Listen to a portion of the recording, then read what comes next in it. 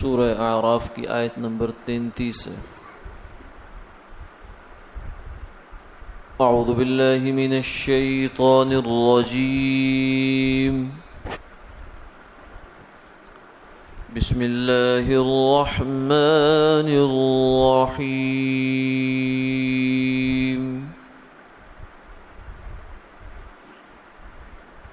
قل انما حرم ربی الفواحش ما ظهر منها وما بطن والإثم والبغي بغير الحق وأن تشركوا بالله ما لم ينزل به سلطانا وأن تقولوا على الله ما لا تعلمون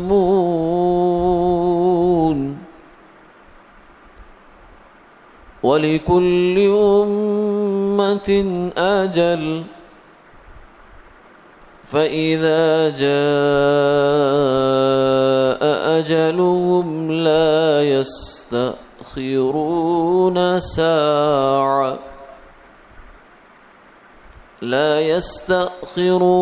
سَاعَةً وَلَا يَسْتَقْدِمُونَ۔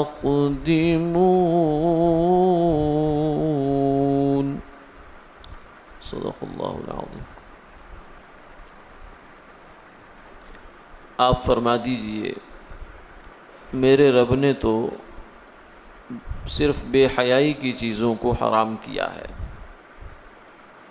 جو ان میں سے کھلی ہوئی ہیں اور جو چھپی ہوئی ہیں، اور گناہ کو حرام کیا اور ناحق زیادتی کو حرام کیا، اور اس بات کو بھی حرام کیا کہ تم اللہ کا کسی ایسی چیز کو شریک ٹھہراؤ جس کی اس نے کوئی سند نہیں اتاری، اور اس بات کو کہ لگاؤ اللہ کے ذمے وہ باتیں جو تمہیں معلوم نہیں، اور ہر فرقہ کے واسطے ایک وعدہ ہے، پھر جب آ پہنچے گا ان کا وعدہ نہ پیچھے سرک سکیں گے ایک گھڑی اور نہ آگے سرک سکیں گے۔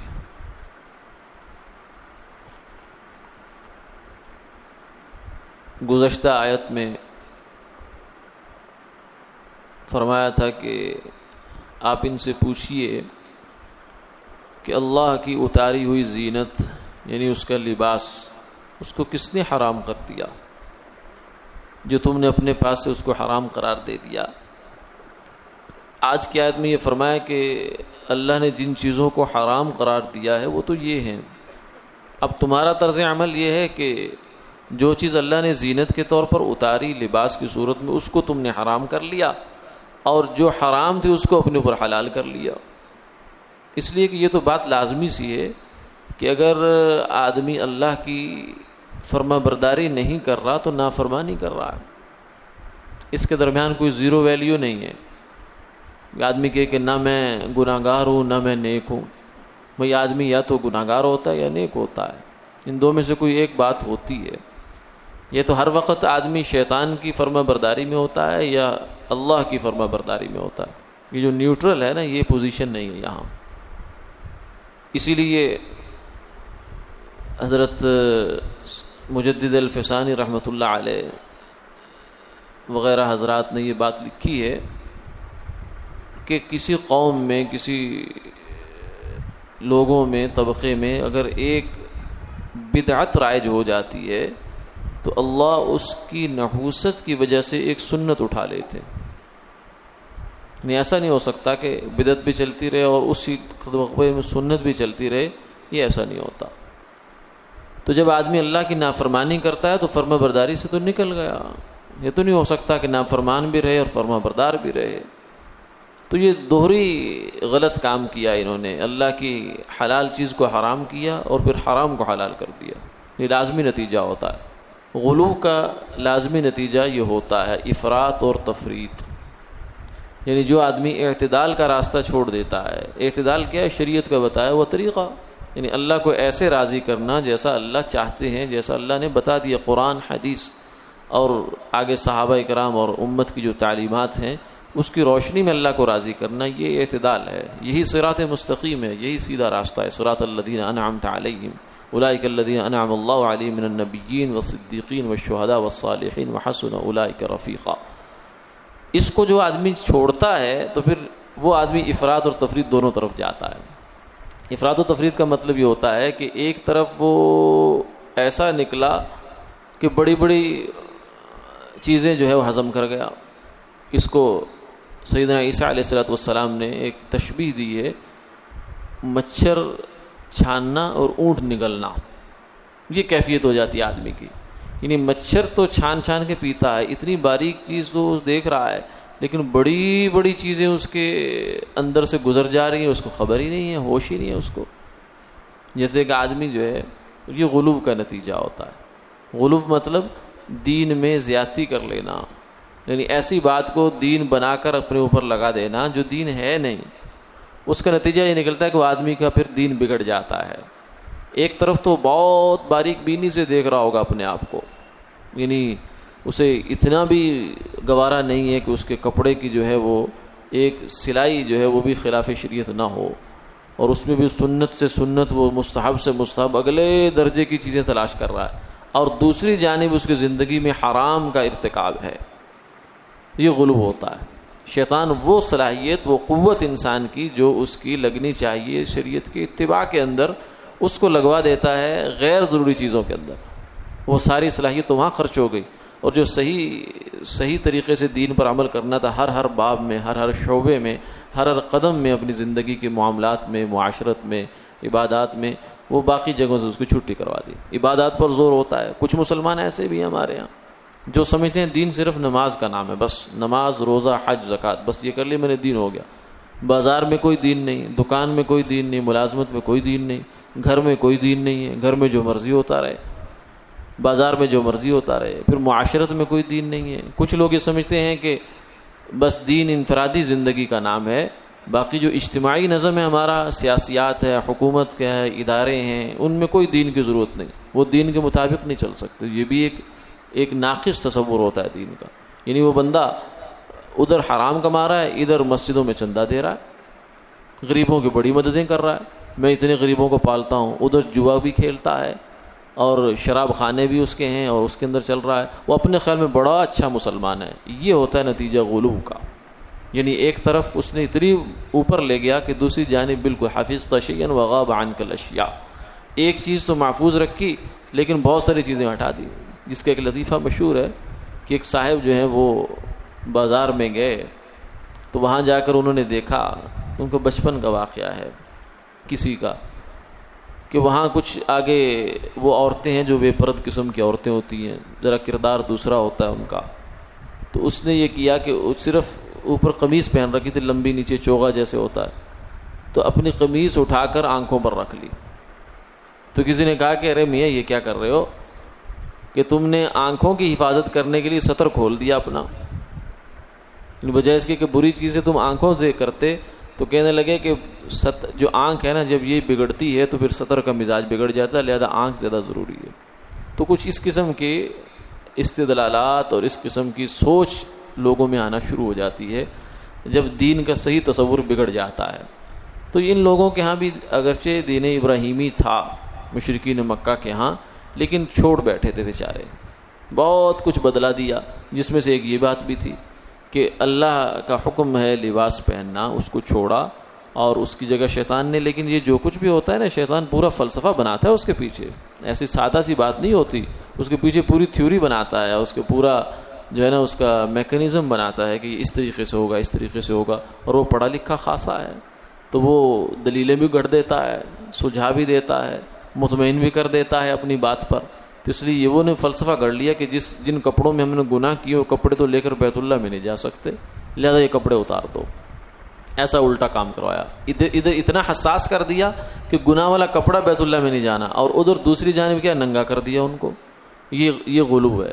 اسی طریقے سے فرمایا کہ غلو کا نتیجہ یہ نکلتا ہے کہ فواحش کا ارتکاب کر رہے ہیں، مشرکین مکہ بے حیائی کا ارتکاب کر رہے ہیں، اس میں کوئی ان کو آر نہیں آ رہی۔ ہاں یہ بات ضرور ذہن میں بیٹھی ہوئی ہے کہ نہ ہم نے جو وہ لباس ہے اس میں طواف نہیں کرنا جس میں ہم نے گناہ کیے ہیں۔ پھر فرمایا کہ اللہ نے تو ان چیزوں کو حرام کیا تھا، بے حیائی کی باتوں کو حرام کیا، ظاہری بھی باطنی بھی۔ کھلی بے حیائی ہے اس کو بھی حرام کیا، باطن کی بے حیائی ہے اس کو بھی حرام کیا۔ جیسے کہ انسان ظاہر میں تو بڑا پاک صاف ہے لیکن اندر اس کا خراب ہے، اندر سے اس کا کردار ٹھیک نہیں ہے، تو یہ بھی بے حیائی ہے۔ ایک ایک لوگوں کے سامنے اوپن ہے وہ بھی بے حیائی، یہ دونوں ہی خراب ہے، چاہے وہ اندر ہو چاہے باہر ہو، برائی برائی ہے۔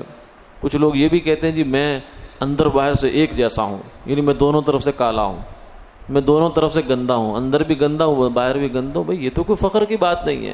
فخر کی بات یہ ہے کہ آدمی اندر باہر سے صاف ہو، مسلمان ہو، اچھا مسلمان ہو، اندر بھی باہر بھی۔ اصل بات یہ ہے، یہ نہیں ہے کہ آدمی الٹی حرکتیں کرتا رہے اور کہے کہ میں اندر باہر سے صاف ہوں جی، میں منافق نہیں ہوں جی، میں جو کچھ کرتا ہوں جی سامنے کرتا ہوں۔ تو یہ تو مشرکین مکہ بھی کر رہے تھے، پھر ان کو برا کہنے کی کیا وجہ ہے؟ وہ بھی تو کہتے تھے جو کچھ ہم کرتے ہیں سامنے کرتے ہیں۔ تو یہ جو محض اوپن ہو جانا اور سامنے ہو جانا، یہ تو بعض اوقات بڑا غلط ناک اور غلط بات بن جاتی ہے۔ فرمایا کل امتی معافن الا المجاہرون، کہ میری سب امت کی معافی ہو جائے گی مگر ان لوگوں کی نہیں ہوگی جو اعلانیہ گناہ کرتے ہیں، لوگوں کے سامنے گناہ کرتے ہیں۔ کسی نے کہا تھا، ہمارے پاکستان کی تاریخ میں یہ بات بڑی مشہور ہے، پرانے لوگ جانتے ہوں گے، کسی نے یہ کہہ دیا تھا اوپن تھوڑی سی پیتا ہوں تو بھگتنا پڑ گیا تھا، یعنی اقرار کر لیا کہ میں نے گناہ کرتا ہوں، چلو چھپ کر کرے، اللہ بھی اس پہ پردہ ڈالتا ہے۔ جو گناہ ہوا وہ تو ہونا نہیں چاہیے، لیکن اگر پرائیویٹ لائف میں ہو گیا انسان سے تو اللہ سے معافی مانگے، اس پہ ستاری کا معاملہ اللہ سے کرے، یا اللہ گناہ کا پردہ ڈال دے۔ یہ تھوڑی ہے کہ اب آدمی لوگوں کے سامنے آ کر اس کا اقرار کرتا رہے، اظہار کرتا رہے۔ اس لیے گناہ کی اپنی اچیومنٹیں سنانا یہ بھی گناہ ہوتا ہے، کیونکہ اس گناہ کو دوبارہ انسان اس کا ایکسیپٹ کر رہا ہے، اس کا اقرار کر رہا ہے کہ میں نے یہ کیا ہے۔ جیسے ایک آدمی اقرار پہ پکڑا جاتا ہے، کہیں کوئی قتل ہو گیا، نامعلوم آدمی کسی کو مار کر چلا گیا، اس محلے میں ایک آدمی ایسا ہے جو ذرا اپنی بدماشی بنانا چاہتا ہے، تو کسی نے پوچھا یہ کس نے مارا؟ تو کہنے لگا یار لوگوں کا کام ہے۔ تو یار لوگوں کا مطلب یعنی میرے جاننے والے انہوں نے مارا ہے، تو اس کو پولیس پکڑ کر لے گئی۔ تو یہ بسا اوقات آدمی جھوٹے اقرار میں دنیا پکڑ لیتی ہے، تو سچے اقرار میں اللہ تعالیٰ کی بھی اس کی گرفت ہو سکتی ہے۔ اس لیے گناہ کو فخر سے بیان کرنے کا کوئی تک نہیں ہے۔ آدمی کہ میں اندر باہر سے ایک جیسا ہوں، بھائی اندر باہر سے ایک جیسا ہو لیکن صاف ہو کے، گندا ہو کے اندر باہر ایک جیسا کیا، یعنی اندر بھی پخانا اور باہر بھی ملے پخانا، یہ بات غلط ہے۔ اس سے اچھا ہے وہ مسلمان کے جو اندر برائی کرتا ہے لیکن اوپر سے پھر بھی تو چلو صاف ستھرا رہتا ہے، اس سے کہ جو اندر بھی گند اور باہر بھی گند ہے، یہ نہیں ہونا چاہیے۔ فرمایا کہ اندر کی برائی، باہر کی برائی، بے حیائی سب اللہ نے حرام کیا ہے، والاثم، اور ہر قسم کا گناہ حرام کیا ہے، والبغی بغیر الحق، لوگوں کے ساتھ معاملات کی زیادتیاں، کسی کا پلاٹ ہتھیا لیا، کسی کی میراث میں کچھ گڑبڑ کر دی، کسی کو کچھ کر دیا، کسی کو کچھ کر دیا، یہ سب چیزیں اللہ نے حرام قرار دی۔ اور یہ بھی وَأَن تُشْرِكُوا بِاللَّهِ مَا لَمْ يُنَزِّلْ بِهِ سُلْطَانًا، بلا دلیل بغیر کسی وجہ کے تم شرک کرتے ہو اللہ تعالیٰ کے، یہ بھی تو حرام ہے۔ وَأَن تَقُولُوا عَلَى اللَّهِ مَا لَا تَعْلَمُونَ، اللہ کے ذمے ایسی باتیں لگاتے ہو کہ اللہ نے ہمیں یہ حکم دیا ہے بتوں کو پوجو، اللہ نے ہمیں یہ حکم دیا ہے کہ اولاد کو مارو، فلاں جو الٹے کام سارے کر رہے ہیں وہ اللہ کے ذمے لگا ڈالے، تو فرمائے یہ تھوڑا گناہ ہے۔ وَمَنْ أَظْلَمُ مِمَّنِ افْتَرَىٰ عَلَى اللَّهِ كَذِبًا، اس سے بڑا کون ظالم آدمی ہے جو اللہ کے ذمے جھوٹ لگا دیتا ہے۔ ایک شریف آدمی اپنے ذمے جھوٹ، غلط بات کی تہمت برداشت نہیں کرتا، وہ کہتا ہے نا اس بات کو صاف ہونا چاہیے، میرے ذمے یہ بات کیوں لگی، میں نے یہ کام کیا نہیں ہے، میں نے یہ بات نہیں بولی، میری طرف سے کیوں بات یہ آگے بیان ہوئی ہے معاشرے میں، رشتہ داروں میں آگے بات چلی، کیوں میں پوچھنا چاہتا ہوں اس آدمی کو لاؤ جس نے یہ بات کی ہے۔ تو جب عام آدمی اپنے کردار پر، اپنے دامن پر کوئی ایسی بات برداشت نہیں کرتا جو اس نے نہیں کی ہے، تو اللہ تعالیٰ کے ذمے انسان لگائے۔ ومن اظلم، اس سے بڑا ظالم کون ہے؟ تو یہ چیزیں تھیں جو مشرکین مکہ جن کا ارتکاب کر رہے تھے، اللہ کے ذمے بہتان بھی باندھ رہے تھے، شرک بھی کر رہے تھے، زیادتیاں اور حق تلفیاں بھی کرتے تھے، اور گناہ اپنی زندگی میں بھی کرتے تھے، اور بے حیائی کے کام بھی کرتے تھے۔ فرمایا کہ اصل رکنے کے کام تو یہ ہیں، اگر تم نے اللہ سے حیا کرنا ہے تو اصل کام تو یہ تھا، نہ یہ کہ ننگ دڑنگ ہو کے طواف کرنا شروع کر دو، یہ کون سی شرافت ہے۔ وَلِكُلِّ أُمَّةٍ اجل، پھر آگے یہ ایک ضابطے کی بات فرمائی جو کئی جگہ قرآن پاک میں آتی ہے کہ بسا اوقات کوئی قوم غلط ہو جاتی ہے، شر اس میں پھیل جاتا ہے، بہت بڑے پیمانے پر وہ خرابیوں کا مجموعہ بن جاتی ہے، لیکن اللہ کی طرف سے ایک اس کا وقت ہوتا ہے، جب وہ وقت پورا ہو جاتا ہے تو بس پھر اس کے بعد اس کی بساط لپیٹ دی جاتی ہے، اس کو سمیٹ دیا جاتا ہے، ورنہ اس سے پہلے ان کو بھی ڈھیل ہوتی ہے۔ جیسے مشرکین مکہ اور مشرکین عرب ایک عرصہ طویل عرصے تک بت پرستی میں بھی رہے، یہ رسومات بھی رہی، یہ بے حیائی کی باتیں بھی ان کے اندر رہی، لیکن جب تک وقت نہیں آیا تب تک وہ چلتا رہا۔ لیکن جب وقت آ گیا، نبی آخر الزمان صلی اللہ علیہ وسلم تشریف لے آئے، تو پھر اب فرمایا کہ اب تمہارے دن گنے جا چکے۔ پھر فتح مکہ کے موقع پر اللہ تعالیٰ نے جزیرۃ العرب سارے کو مسلمان کروا دیا، اور وہاں سے بت پرستی، فرمایا کہ ہمیشہ کے لیے شیطان اس بات سے مایوس ہو گیا کہ اس کی عبادت یہاں ہو، اس بات سے مایوس ہو گیا۔ ہاں یہ ہو سکتا ہے کہ دنیا کی ریل پیل چمک وہ آ جائے، لیکن شیطان ان باتوں سے مایوس ہو گیا جو وہ مشرکین عرب سے کروایا کرتا تھا۔ وآخر دعوانا الحمدللہ رب العالمین۔